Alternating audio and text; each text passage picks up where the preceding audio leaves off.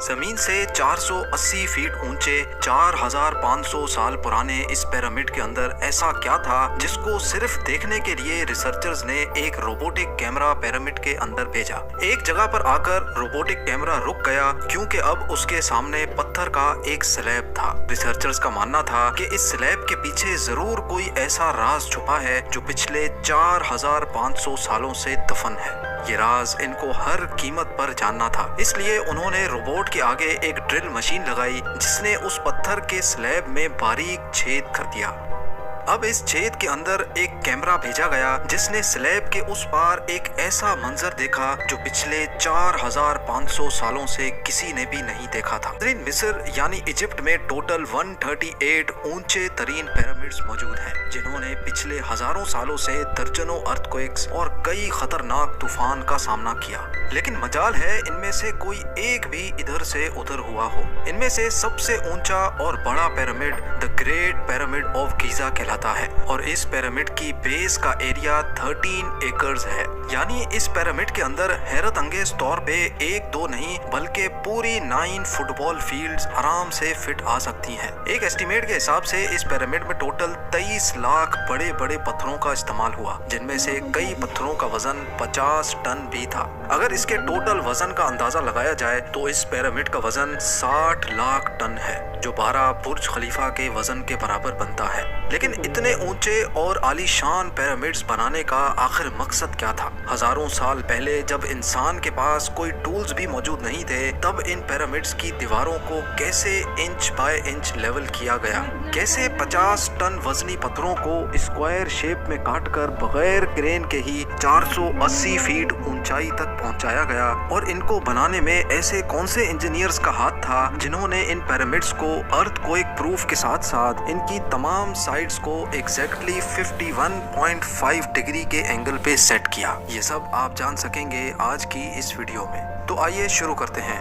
Challenge number 1। कई सदियों से मुख्तलिफ रिसर्च टीम्स इस पिरामिड की कंस्ट्रक्शन टेक्निक जानने के लिए सर जोड़कर बैठी थीं कि आखिर इस पिरामिड की हर side exactly north, south, east और वेस्ट पे बगैर कंपास के कैसे सेट की गई होंगी। कई एक्सपर्ट्स का मानना है कि उस टाइम के आर्किटेक्ट्स ने सबसे पहले ऐसी जमीन तलाश की होगी जो लाखों टन वजनी पत्थरों का वजन झेल सके। उसके बाद पोलर स्टार्स यानी वो सितारे जिनकी मदद से अर्थ के पोल्स का पता पड़ता है, उनकी मदद से पिरामिड की हर साइड को मार्क किया गया।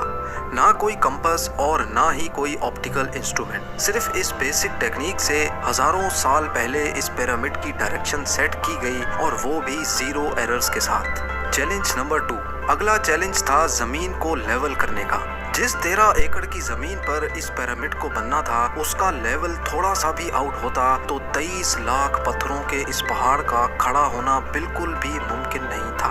अब इस जमीन को लेवल करने के लिए उस टाइम के इंजीनियर्स के पास ना ही लेजर लेवलर था और ना ही बबल लेवल। एक्सपर्ट्स का मानना है कि कंस्ट्रक्शन साइट की चारों साइड्स पर खड्डा करके उसमें पानी डाला गया होगा और फिर एक साइड के पानी के लेवल से दूसरे साइड के पानी के लेवल को मैच किया गया होगा। जो जमीन का हिस्सा पानी के लेवल से मैच नहीं कर रहा होगा, उसको छेनी और हथौड़ों की मदद से काट कर लेवल किया गया होगा।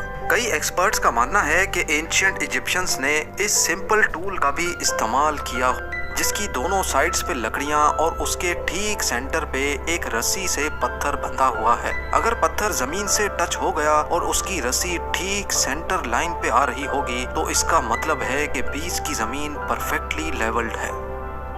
Challenge number 3। अब पिरामिड कंस्ट्रक्शन साइट पे डायरेक्शंस भी सेट थी, मार्किंग्स भी हो चुकी थी और जमीन का लेवल भी सेट था। अब बारी थी कंस्ट्रक्शन स्टार्ट करने की, जिसके लिए लाखों टन वजनी और बड़े पत्थर रिक्वायर्ड थे। लेकिन ये पत्थर काटने के लिए ना ही उनके पास ग्राइंडर थे और ना ही जैक हैमर्स, लेकिन फिर भी उन्होंने 50 टन वजनी पत्थर काटे भी और उनको स्क्वायर या रेक्टेंगल शेप भी दिया। लेकिन आखिर किसकी मदद से?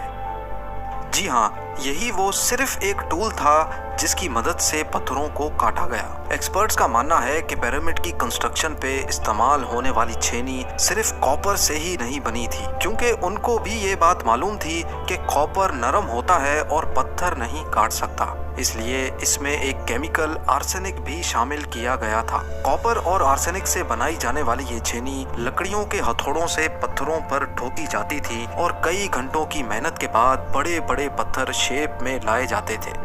Challenge number 4। अब चूंकि ये खास किस्म का पत्थर जिसको आज लाइम स्टोन कहा जाता है, उसकी कटाई पिरामिड कंस्ट्रक्शन साइट गीजा से 250 किलोमीटर दूर टोरा के शहर में हो रही थी। अब मसला था ये पत्थर गीजा तक ट्रांसपोर्ट करने का। हर एक पत्थर 50 टन यानी 50,000 केजी के बराबर था, जो तकरीबन 3 पैसेंजर बस के वजन के बराबर बनता है, और ऐसे 23 लाख पत्थर सिर्फ एक पिरामिड में इस्तेमाल होना थे।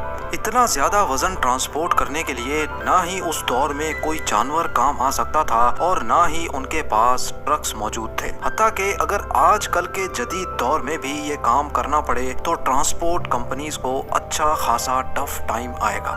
हैरत अंगेज तौर पे ये काम वर्कर्स और कश्तियों की मदद से किया गया। जी हाँ, टोरा और गीजा के दरमियान मौजूद रिवर का फायदा उठाया गया और बड़ी बड़ी कश्तियों में पत्थर लाद कर पिरामिड साइट पर पहुंचाए गए। एक्सपर्ट्स का मानना है कि ये काम इतना आसान नहीं था। शिप्स में इतने बड़े पत्थर की लोडिंग और अनलोडिंग में कम से कम भी 500 मजदूरों की आर्मी एक ही वक्त में लगाई गई होगी। Challenge number 5। जो एक्सपर्ट्स की टीम्स पिरामिड की कंस्ट्रक्शन पर रिसर्च कर रही थी, उनको अब अपने कई सवालों के जवाब मिल चुके थे, लेकिन एक बात उनको हर वक्त सता रही थी कि लाइमस्टोन कट भी गए, ट्रांसपोर्ट भी हो गए और कंस्ट्रक्शन के दौरान एक के ऊपर एक लगना भी शुरू हो गए। मसला ये था कि पत्थर इतनी ऊंचाई तक आखिर पहुंचाए कैसे गए होंगे। कई एक्सपर्ट्स का मानना है कि पिरामिड की कंस्ट्रक्शन से पहले ही ये प्लान कर लिया गया था। या तो ये स्पाइरल ट्रैक के जरिए ऊपर गए होंगे या फिर जिग जैग तरीके से, लेकिन ये बात तो तय है कि 50,000 केजी के पत्थर ऊपर मजदूरों की आर्मी की मदद से ही खींच कर गए होंगे। Challenge number 6। बात सिर्फ लाखों मजदूरों छेनी हथौड़े से लाइमस्टोन काटने और इतने बड़े पत्थरों को ट्रांसपोर्ट करने की ही नहीं थी। इस पिरामिड के अंदर कंपार्टमेंट्स, उनके अंदर जाने का रास्ता और कई छोटी छोटी सुरंगें भी बनाई गई थी। बाकी सब चीजें तो ठीक थी, लेकिन एक चीज एक्सपर्ट्स को हैरान कर गई और वो ये थी कि अंदर के कंपार्टमेंट्स में जो पत्थर इस्तेमाल हुआ था वो लाइमस्टोन नहीं बल्कि ग्रेनाइट था। जी हाँ, ग्रेनाइट एक ऐसा पत्थर है जो डायमंड के बाद दुनिया का सबसे सख्त तरीन स्टोन माना जाता है। आजकल के मॉडर्न दौर में भी ग्रेनाइट बड़े बड़े ग्राइंडर्स की मदद के सिवा काटा ही नहीं जा सकता।